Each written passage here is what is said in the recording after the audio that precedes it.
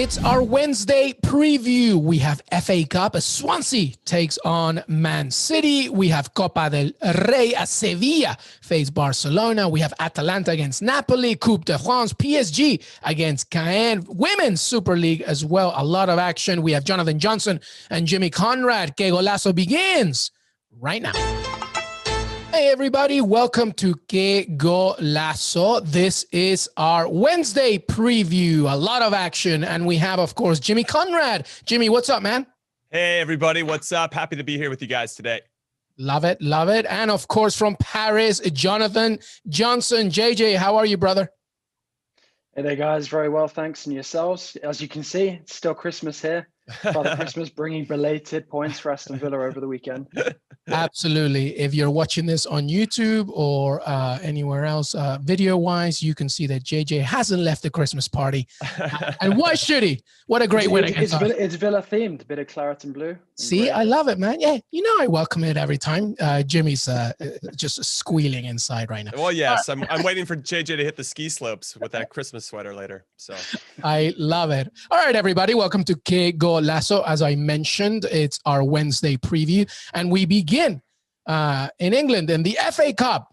This is, guys, when it gets really tasty, I think, the fifth round, when you really start narrowing down the competition. Not so much the Premier League. We know that the big boys are going to be there, of course, but, you know, championship sides and see what they can do. And, of course, Jimmy, let's begin with this one. Swansea against Man City. This is a good game. We're all invested in this one. Conor Hourihane, Jordan Morris. It's partly American-owned. It's going to be a good one against the Giants of Man City. Do they have any chance?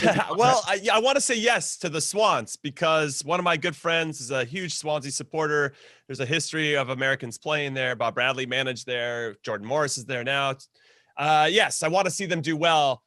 They have not lost in the last 10 games. They just came off this weekend where they beat Norwich City, the top team in the championship. I think kind of easily, to your point, Conor Hourihane, I'm going to try to, I can't even pronounce even proper English names or Irish names or whatever it is. He has got 3 games so far with Swansea coming from Aston Villa. He's got 3 goals, so he's feeling it. Despite all of that, you're going up against Manchester City, who I consider to be currently the best team in the world. They're doing it on both sides of the ball. They are going to rotate their squad, but we know on their bench, their depth is crazy. You know, oh, okay, fine, we'll bring on Ferran Torres. Oh, yeah, he can't score, right? Or Gabriel Jesus, who didn't start the last game, but he'll probably come on and score. It's crazy, Man City. Oh, okay, John Stones is going to be out. We'll give him a rest. Fine, we'll bring in Laporte, who can't even get minutes right now. So it's a crazy team that City have. They're 21 unbeaten in all competitions. They are on something fierce right now. They've started this month, which was a very difficult one, in fine form. I'm going with a Jimmy special, okay, everybody? There's no great odds for Man City to win straight up. The over-under kind of sucks as well. I'm going to say Gabriel Jesus. He's going to start this one. He's going to score. He had an assist the last game. He scored 2 goals in 2 games before that. He's feeling it right now, and I feel like he's got some pressure on him. There's no De Bruyne. There's no Aguero. Those guys are out. So Jesus to score and City to win 1-0, 2-0, or 2-1 plus 550. I like that one. I hit it last time. I bet it. I forgot who the player was, but you guys know that I'm good for it. So good luck, and I wish you guys the best. It's very difficult to argue against that, Jonathan Johnson. Since December 19, Man City has won every single game. It's just very tough, though. We love the Swansea story right now. Can they get anything out of this, especially at home? Yeah, I mean, I'm really curious, like you guys, to see exactly how this one plays out. I do think that there is a chance of an upset. I mean, let's look at the way that City have played, particularly in the FA Cup so far this season. That's the closest that they've come to really being tripped up. You know, we saw them pushed quite close by Cheltenham Town until they pulled away late on. You know, and Swansea are a team who have a lot of good players, a lot of quality in that squad for a championship side because, you know, it's not been that long since they were still in the Premier League.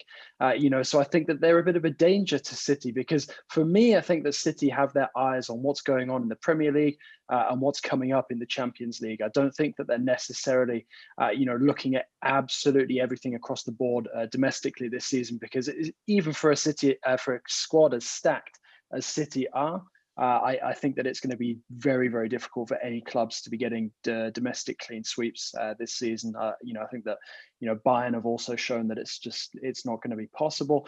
And for me, I think that this kind of match, especially, you know, with them having to go away from home, you know, it's an early kickoff. I think that it's really important that City make a strong start because if they do, then sure, they can quite easily, brush past this Swansea side. But the longer the match goes on, as we saw against Cheltenham, and the further they get from making that breakthrough, I think the more frustrated they can be. And Swansea, unlike Cheltenham, have the ability to punish City if there are opportunities created by the hosts. Obviously, I'd be delighted for Harahan to play another key role in this.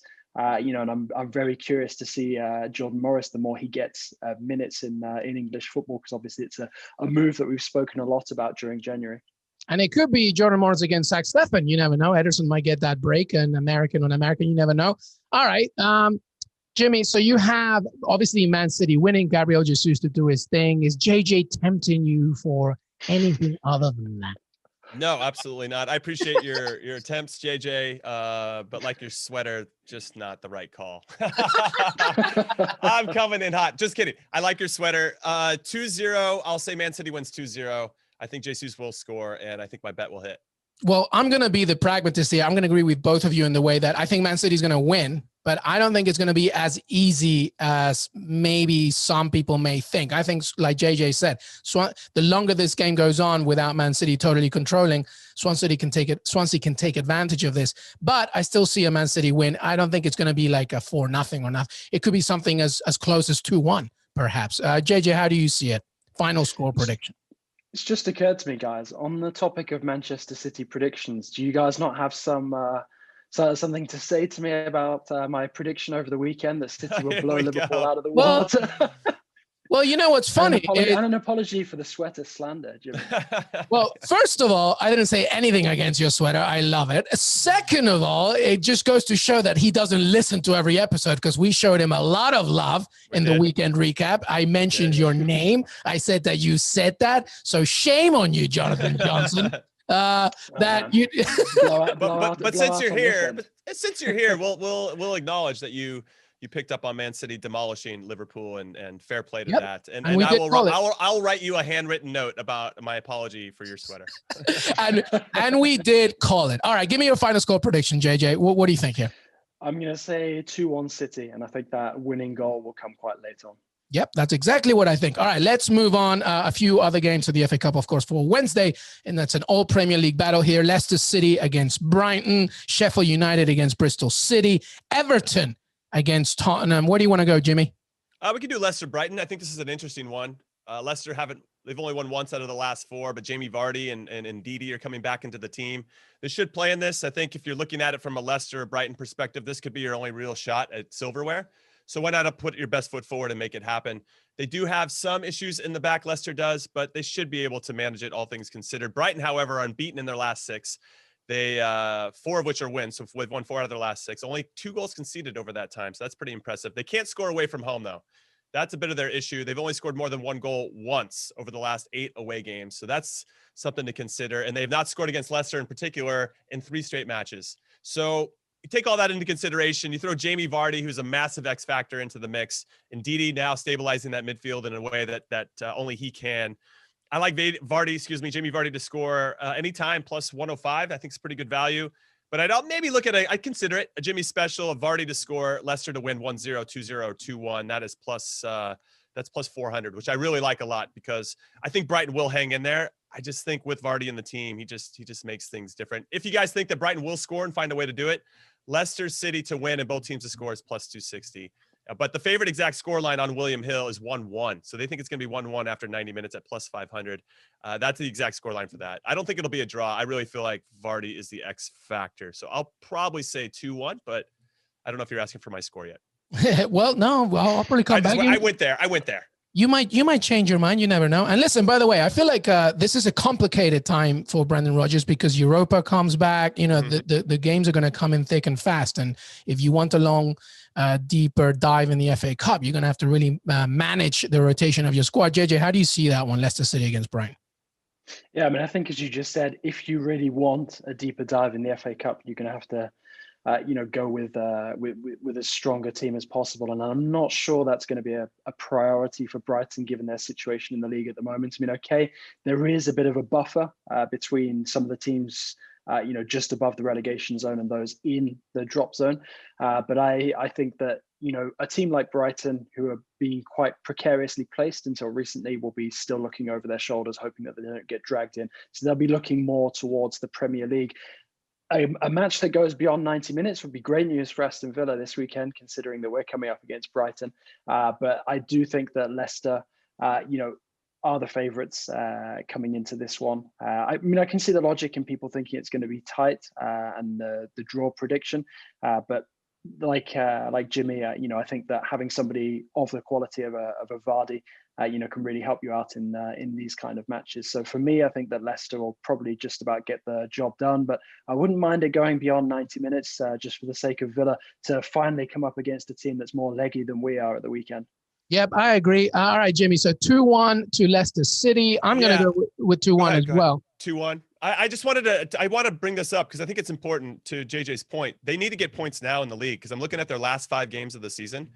They got Leeds, Wolves, West Ham, Man City, and Arsenal. And if they can't get those points now in games where, and I know this is an FA Cup match, it's a little bit different, but I could see why they maybe won't put out as strong of a team. To JJ's point, I mean, that last 5 are not going to be easy, especially with a lot of those other teams trying to battle for a final position, either into Europe or to fight the relegation zone or whatever it is. So, yeah, it's going to be interesting to see how that all plays out. So I'm curious to see what Graham Potter does with his lineup. Yeah, and I mean, I guess the only saving grace for Brighton as well is that there are far worse teams than Brighton in the Premier League, so that could be a help. All right, I'm going to go with Leicester. Who do you have in mind, Luis Miguel? Going down? Yeah. You said Newcastle, the bastard. I did. I was wrong. I think I was wrong. I put my hand again. I said I was wrong in the previous episode. It's not out. It's not done yet. There's more than enough time for Newcastle to get caught by somebody. I mean, Sheffield United's on something. Is this the same Jimmy Conrad that predicted Villa would finish rock bottom? I can't recall that. I have a short-term memory. JJ's coming out strong. He is. He saw the clip. He's got the clip. All right. Everybody getting fresh. Everybody getting fresh indeed. Everybody has Leicester City winning in that one. Anything from those other games, Sheffield United against Bristol City, Everton and Tottenham, I guess, would be the next one to discuss, Jimmy Conrad. Yeah, I think this is one that's probably the most tricky of the ones we're going to talk about today. And it's when you look at William Hill, it's plus 170 for Everton to win straight up, plus 215 for the draw, plus 175 for Spurs. I don't even think William Hill can decide who they think is the favorite in this one. There's no Hamas, apparently. He's got a bit of an injury picked up at the end of the Manchester United game. They didn't play particularly well, maybe over their last 7 matches. It's kind of off and on, but they've only lost once over those last 7, which speaks to some type of character within the team that they can still grind out results and find a way to get something out of games where they don't play particularly well. Against United, I think, was a good example of that. This Spurs team, though, with Kane back in it, makes a difference. He did help them finally break their 3-game winless streak over West Brom, so we take that into consideration. Everybody's rolling over West Brom. I just think it's a step in the right direction. Again, Jose Mourinho wants to win a trophy this season. You can feel it. You can taste it. He's already in one final, the League Cup final against City. I don't know how that's going to go for him, given how well City's playing. We'll see how they look in April. I suspect probably very, very similar. And he has to see this as another opportunity. I don't think he's going to let it pass by. Everton, though, are in the same boat. Like, they're not going to win any other trophy. This is it for them. So it'll be interesting to see who they start and who they go with. Spurs are unbeaten in their last 6 at Goodison Park, where this game is being played. I actually like the draw. I think this one's going to be pretty tight over after 90 minutes and then an extra time penalties. Who knows? But I like the draw plus 215 straight up to stay out of the goals, because it could be a 0-0, could be a 1-1. But I like the plus 215 bet a lot. Well, they're both right next to each other in the table. Everton 7th, Tottenham 8th. But also Tottenham has Man City this weekend, and then the Europa League after that. And so, it's going to be tricky. But to your point, Everton as well has to think about, trying to either win a trophy or ending higher up the table. JJ, how do you see this one? Surely Harry Kane's not starting here, or do you think? I mean, I think it's a very risky period of the season. And to Jimmy's point, definitely Jose has to be looking at the potential silverware outside of the Premier League that he can potentially pick up, because for him it's going to be a question of job preservation between now and the end of the season, because in the Premier League he's just not been that convincing in recent months. So he's going to be looking at the likes of the FA Cup, the likes of the Europa League, and potentially wondering how he can engineer deep runs in those, possibility to add the League Cup final success there. But none of these trophies are going to be given. So I don't think that Spurs can realistically target league success anymore. And Everton are not the kind of team that you want to come up against in the FA Cup sort of before the sort of semi-finals final. They're a tough team to break down at the moment. Like Jimmy was saying, not playing particularly well, still got the draw against United. And I think that speaks volumes about the chemistry that Ancelotti is building up within that group. Carletta is finally, having an impact on this side. We're finally seeing the stamp of a difficult Toffees side to break down. And I agree, I can see it being a tight game. Neither side will want that with their charged schedules at the moment, particularly Everton, who are in a good position at the moment with the game in hand, that the situation that they have going for them. And I could see the 0-0 and possibly another 1-0 here. I said the same in the earlier game that we made the prediction on, and I'm going to say the same here. I think that it could be sort of goalless after 90 minutes and then 1-0 after extra time. Well, I tell you one thing. Without Harry Kane in the starting 11, a Tottenham side looks very one-dimensional. So it depends, I guess, what Jose Mourinho does with him. And I wonder if Heung-min Son will also get a full run in that game. I agree it's going to be very tight. I feel that Tottenham might just sneak it by, but just a 1-0 maybe. Jimmy, concluding thoughts on that game? Yeah, I would say that I think Kane will start. I think that you look at him needing match fitness. I don't think you roll him out for 90 minutes, but I think you give him 45, you give him 60 so that he has some sharpness going into that Man City game, because that speed of that match is going to be pretty incredible, and he's going to have to be up to snuff. And I think West Brom just isn't the same as Man City or even Everton at Goodison Park. I think he needs some of that, and then you just have to manage his minutes.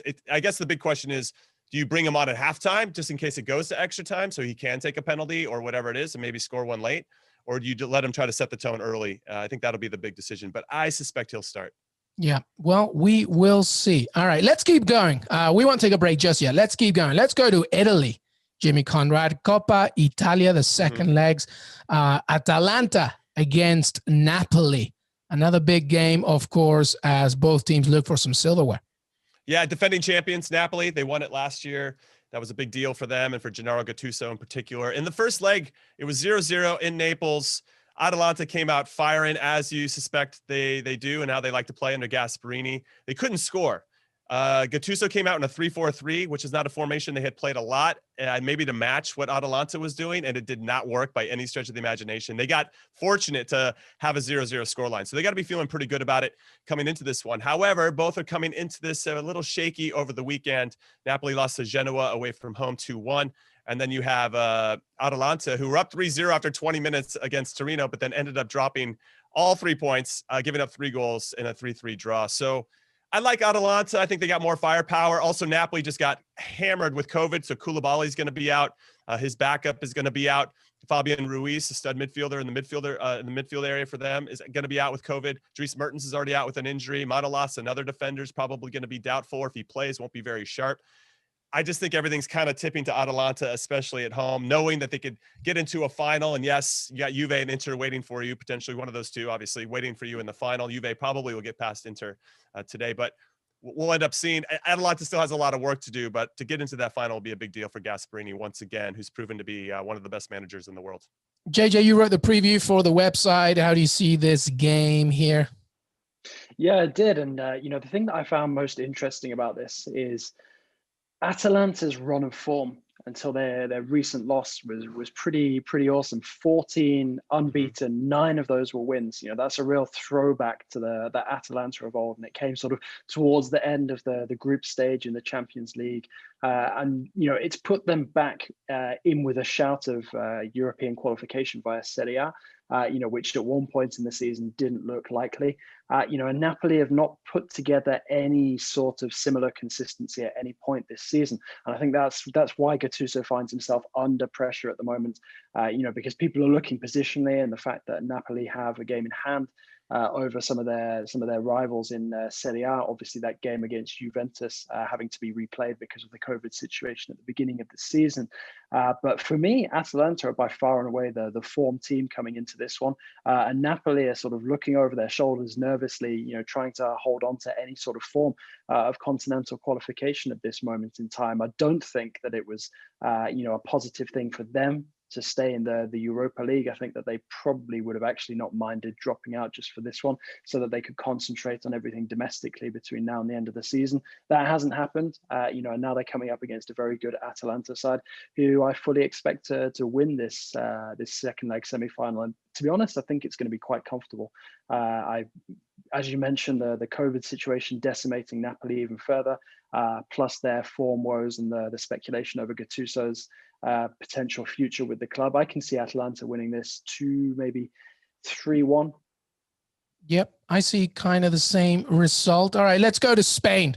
I just want to say really quick that before we go to Spain, I didn't give you my line, and it's the same as you guys. I think Atalanta is going to win. Atalanta to win both teams to score is plus 200. And I feel like William Hill's printing money for us with that one. That's a beauty. Yeah. It's a beauty. It's a beauty. So I just want to throw that out there for everybody. Yeah, I like that. No, thank you so much for jumping that one right in. All right, Copa del Rey, Sevilla against Barcelona. A pretty good game here once again. How do you see this one, Jimmy Conrad? Yeah, this is a crazy one because they play each other 3 times over the next 3 weeks, twice in the semifinals of the Copa del Rey and then once in the league. Amongst those 3 weeks, they also have to play their Champions League games, 2 of them. So Barcelona has PSG and Sevilla has Borussia Dortmund. I'd like to think Sevilla probably has the better of those 2 matchups because Dortmund hasn't been playing particularly well under their new interim manager, Terzic, but you never know. We'll see what ends up happening. Both are pretty hot, though. Sevilla have won 7 straight in all competitions, and they've had 6 clean sheets during those 7 games. So that's pretty impressive. Barcelona, on the other hand, have also won 6 straight, but not as convincingly. They give up a lot of goals. They kind of figure out ways to maybe sneak out results. And that, as we spoke about with Everton, that's still a good quality to have, but not a good habit and discipline. And I still think there's a lot of vulnerabilities in the back. Sevilla at home have to know, hey, if we can get this first leg, really locked up and can win this one, it puts a lot of pressure on Barcelona for leg 2. It allows us to relax knowing we've got a lead going into camp now. I like Sevilla to win this one. I wouldn't be surprised if it's a draw. Both teams to score. I like that one, or Sevilla to win and both teams to score. I don't see Barcelona winning this one unless Messi just pulls something out of his butt, which is more than possible because that's what he does. I just don't really see that happening. So I like Sevilla to get a result here. Both teams to score. That's plus 450, which I think is really good value. But if you guys are Messi lovers, and I don't know why you wouldn't be, he's fantastic, and Barcelona fans, a draw with both teams to score is plus 300. I think that's good value too. Yep. What do you think here, JJ? I mean, the Papu Gomez Energizer as well is part of this rhetoric as well. And last weekend, it just, Messi was on the bench. He was getting a little upset about what was going on. So he was like, oh, can you just put me on, Ronald Koeman? And he came on and like a minute and a half later, even less, he scored. How do you see this one? Yeah, well, really looking forward to this, as well as the other matchups between them over the coming weeks. I think that Sevilla are definitely one of the form teams at the moment. I mean, you look at the way that they've kind of pulled away between them and Villarreal in the last couple of weeks, because Villarreal were quite well placed until a run of draws. I think it's 4 consecutive that's seen this gap sort of open up between the teams in the Champions League places and the Europa League in La Liga. And Sevilla are well placed at this moment in time, I think, to overtake both Barca and Real, because I can't see those two not dropping points anytime soon. They've been dropping them left, right, and centre over the entirety of the season. Champions League coming back, and Koeman he's as embattled as ever at this moment in time with all of these questions in the press conferences about Messi's future, and lots of the rumours about him going to PSG.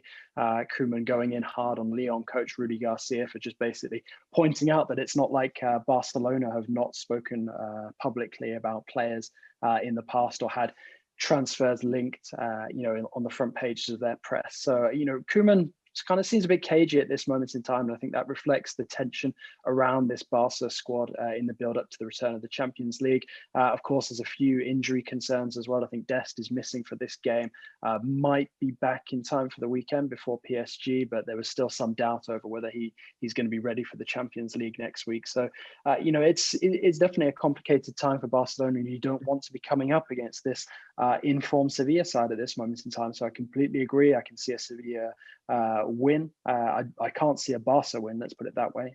So I'm going to go for 2-1 Sevilla.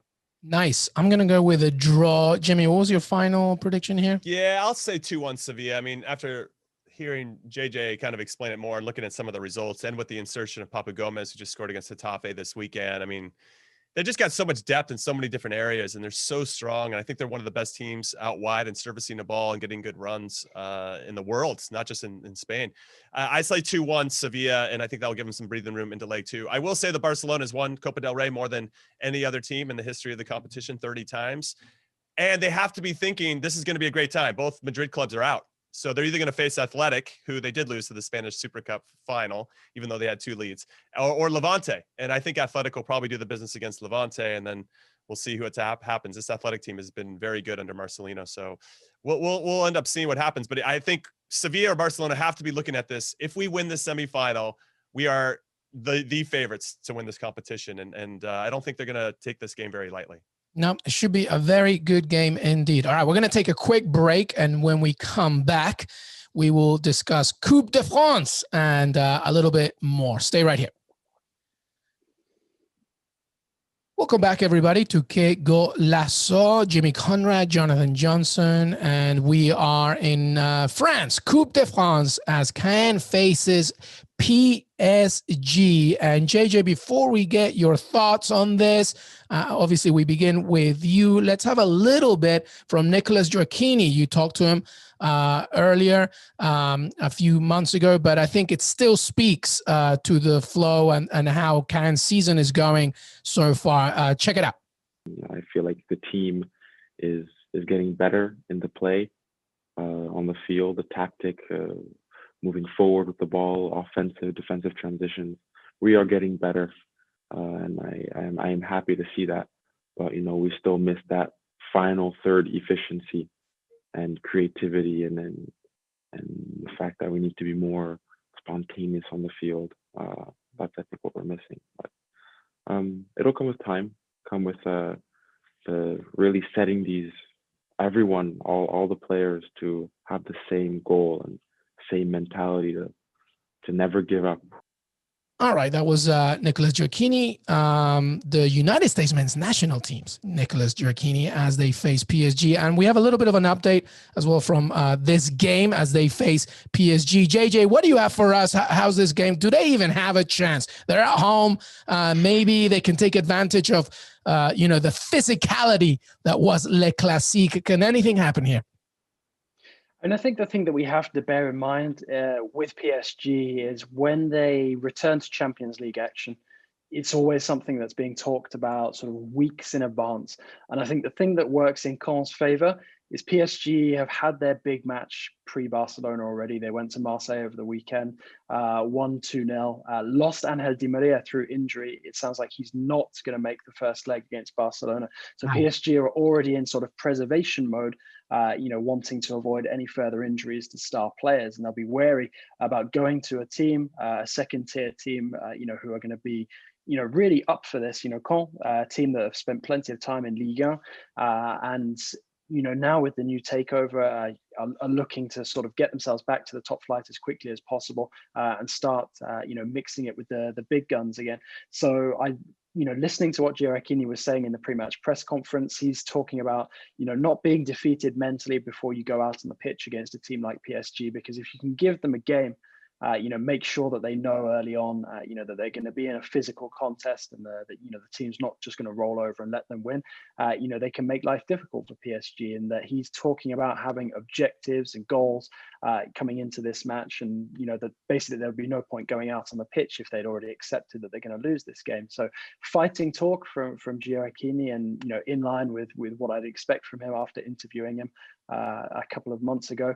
And I'm looking forward to this one because PSG PSG are going to be missing some of their key players. No Di Maria, as I've mentioned already. Mauro Icardi is also not going to be there. Keylor Navas is not going to be there, which immediately means that Sergio Rico is, sort of something as an extra striker for the opposing side.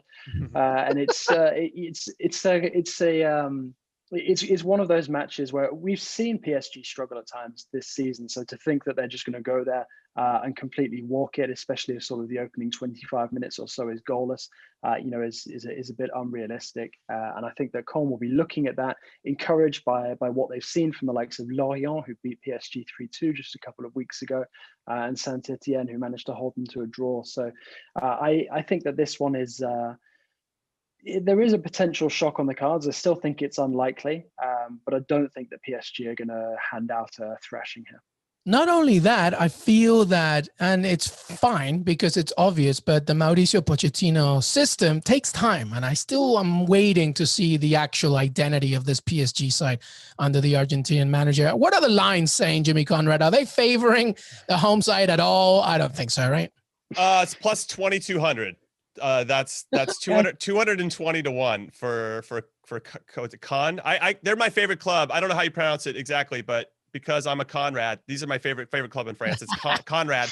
It's Conradinhos. So I've got a rooting interest in Caen in particular. But yeah, I just think PSG has too much quality, and for them, they just have to be looking ahead, I think, to Barcelona to potentially slip up in this one. But and to the game that JJ talked about against Lorient. They made 3 defensive mistakes in that one, all easily correctable. They were either stepping too high, or Kimpembe was, diving in too soon, and just very correctable mistakes. And I just don't see them doing that again so soon after that loss. So I like PSG to win this one pretty big. How big? I'll say 3-0, 4-0. All right. Okay. Not even a goal for your boy. My Conradinhos. No. How about you, JJ? What's your final prediction here? I'm going to say 3-1 PSG, but I think some of the goals will come late on. Yeah. Give Gioacchini a goal. It'll be nice to see. That'd be cool. All right, there we go. Nicholas got a goal. All right. Okay, let's go to the Netherlands. Jimmy Conrad. There's a big game there. It is a big game. It's not de Klassieker, but it's close. That one is Ajax versus Feyenoord. This one is Ajax versus PSV Eindhoven. It's called the Topper. And long history here. PSV have really upped to the stakes and intensity of this rivalry over the last, let's say, a couple decades. Ajax is the favorite, minus 162. The draw is plus 300, plus 350 for PSV to win straight up. This is a cup competition. Whoever wins this goes to the semifinals of the Dutch Cup. Both teams are top 2 in the table. Ajax is on top by 4 points, but they have a game in hand, so they could extend it to 7. I think PSV kind of knows that the league's probably gone at this point unless Ajax really trips up. PSV have to balance, playing in Europe, and so do Ajax. So I guess they have that to balance as well. What I find interesting is that Ajax didn't play on the weekend, but PSV did. And yeah, we could say that rest is going to be important, but PSV, their top scorer, Daniel Malen, who was once an Arsenal product, by the way, and they sold him to PSV for £540,000, and I'm sure they're going to have to buy him back if they want him for 15 to 20 million. So that'll be funny. But he's got 17 goals in all competitions. He finally broke a scoreless streak of 4 games this past weekend. I think his confidence will be good. I like him potentially scoring anytime in this one, but that one was, I think it was like plus 200 for him to score anytime. Ajax are very, very good. I think they can see this obviously as another trophy to win. I could see a draw after 90 minutes here, plus 300. I think PSV will be really throwing everything at it because they're probably not going to win anything else. So I want to give them a slight shot, but it's in Amsterdam. Ajax are very good at home. They're 11 games unbeaten right now in all competitions. Good form. My heart says the draw because I want to see it, but my head says that Ajax are going to win this one. Yeah, and Ajax has been going through quite a bit right now recently with Andre Onana with a 12-month suspension due to doping, and the Sebastian Haller situation where they failed to register him. Oh my God, it's just a lot. Anything to add here, JJ, from the craziness of Ajax, who still are, as Jimmy was saying, unbeaten in recent form? Yeah, I'm glad you brought it up. I wrote an article on this last week, and although things are going very well on the pitch, off the pitch, Ajax are pretty much a disaster at this moment in time. I mean, last week, as you mentioned, you had the Andre Onana doping suspension for 12 months, as well as the Sebastian Haller thing. But you also had Brian Brobby, who's a very highly thought of player at Ajax, announcing to the club that he's not going to renew his contract. He's going to leave as a free agent. So that's basically another guy that Erik ten Hag is now no longer going to be able to call upon between now and the end of the season. I mean, okay, he might be able to wheel him out in the event of an injury or a COVID crisis, as is probably more likely. But, to all intents and purposes, his time with Ajax, as short as it's been, has probably been done. So, Ajax sort of reeling from that triple header, and probably a good thing for them, actually, that they didn't get to play over the weekend and, got a bit more time to prepare for this one, because, I do think that it's going to take them a little while to get their heads back onto what's going on the pitch. So I don't think that this one's going to be that easy for Ajax. And, I actually fancy PSG to potentially pull off a surprise here. So I'm going to go for a 2-1 PSV victory. Wow. I like it. Interesting. And by the way, both these teams have Europa action soon with PSV Olympiacos and Ajax, I believe. You should have seen all of the Lille fans celebrating on my Twitter timeline when that news about Haller came in. It's just ridiculous. It's just absolutely. And also, actually, interestingly, in that one, they come up against Sven Botman, who's obviously been a revelation in Liga this season with Lille. That's right. A very good defender. I thought he was going to be a major Liverpool target, but he's too expensive. All right, Jimmy, I wanted to end, or did I ask you your lines for that one? You already said it for. Yeah, I got the good stuff there. Yeah, I want PSV to get a result. I think it would be good. I actually play Lille in the Europa League. That's a tough matchup over 2 legs. So we'll see how they do there. And they got PSV again in a couple of weeks at the end of the month. So it's an interesting time for Ajax. We'll see if they can deal with this adversity off the field. We'll see. All right. We will see. All right. Before we go, and before I get your final thoughts, I wanted to just show some love to the Women's Super League, because it is getting very interesting, and there are some games on Wednesday as well. By the way, the standings for the Women's Super League is Chelsea right now, 32 points. Man United right behind them with the same points, but a different goal difference. Man City after that. And on Wednesday, you have Chelsea against Arsenal. Very big game. And you have the second City derby. Birmingham City against Aston Villa, newly promoted Aston Villa. By the way, in the Women's Super League, only one team gets relegated. So, they're at the bottom, they're fighting, and at the top, they're fighting as well. Brighton face West Ham as well. So, and then on Friday, which I'm sure we'll probably talk about at some point later in the week, but Man City against Man United should be another cracking game. Of course, there's a lot of American influence as well in this league. Anything to add from that? Because this is a very good league that's growing, and had it not been for COVID, I think you would have seen some tremendous numbers in attendance as it was happening after the Women's World Cup. Yeah, I'll jump in and say that Man City women are crushing it as well. I don't know what they're serving food-wise or drinks at Man City, but it's working. So you got to keep that going. They're only 2 points off the top. They're obviously in fine form. I think Manchester United losing Tobin Heath, an American international, due to an ankle injury is devastating for them. She's got so much sauce, and I would argue and make a strong argument that she's one of the most talented players this country has ever produced. So I think that will be somewhat of they become more predictable, let's say, when she's not on the field because of her ability. So that one's a big loss for them. We'll see how they respond to that. Chelsea look very, very good. As you say, they have a game in hand as well on top of Manchester United, so they control their destiny at this point. Arsenal are good too. They score a bunch of goals. They have the third best goal difference in the league. Their defending's very, very, very good as well. Second best attack, I should say. And with regard to Birmingham and Aston Villa, I'm sure you guys are pulling for the Villa women. But down at the bottom is Bristol City. They got 6 points. Villa are on 10. Birmingham are on 11. Obviously a loss here, maybe a little run by Bristol, and things could be looking different. But it should be interesting. A lot of good games. Absolutely. A lot of games. Anything to add, JJ, from the Women's Super League? It's a very good league. And we had Eniola Aluko, who is the sporting director of Aston Villa Women, and she's been doing a lot of moves to try and make sure that Villa Women stay in the Women's Super League. But it's a very tough league, and it's a very good one. As Jimmy mentioned, the American influence is one of those things that is helping this cause. Yeah, absolutely. I mean, we've got to be grateful for the Women's Super League at this moment in time for giving us some direct Villa-Birmingham rivalry. It's something we've not had for a couple of seasons now. But it's, I mean, in terms of the Villa situation, things are quite interesting. I think we changed coach to Marcus Bignot just a few weeks ago. Interesting to see how that turns out. If he can sort of steer the club away from the threat of relegation. I mean, that points difference, considering Bristol City's form this season, I wouldn't call it insurmountable, far from it, but I think it looks comfortable enough considering that West Ham are also below Villa. But obviously, a win over Blues would be a big boost.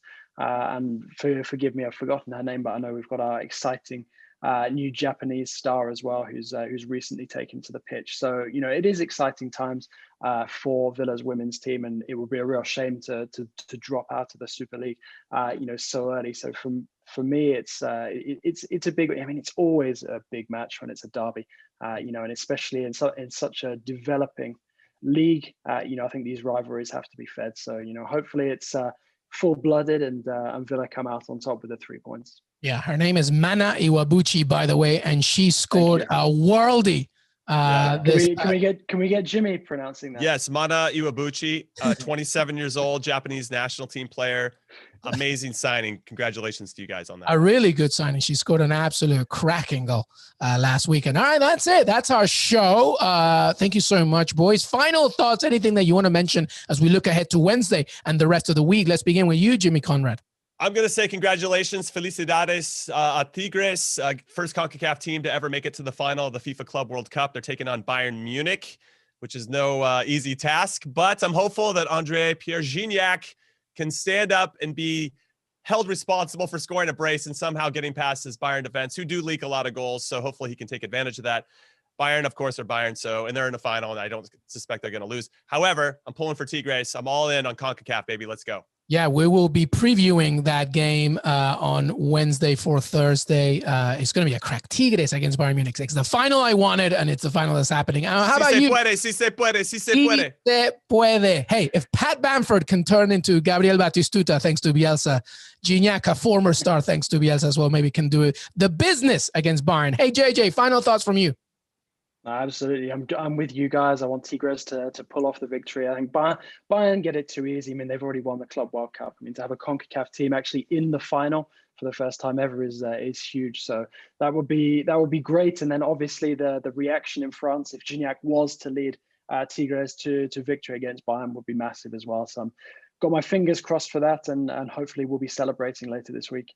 Tigres, by the way, are not a very they're kind of like the Man United of the 90s in Liga MX, but I think that the entire Mexico should really go behind them. Though you don't be surprised if a few don't, because the hatred for Tigres is probably bigger than anything else. But hey, we're all rooting for Tigres. I am definitely. All right, that's it. Thank you so much, JJ.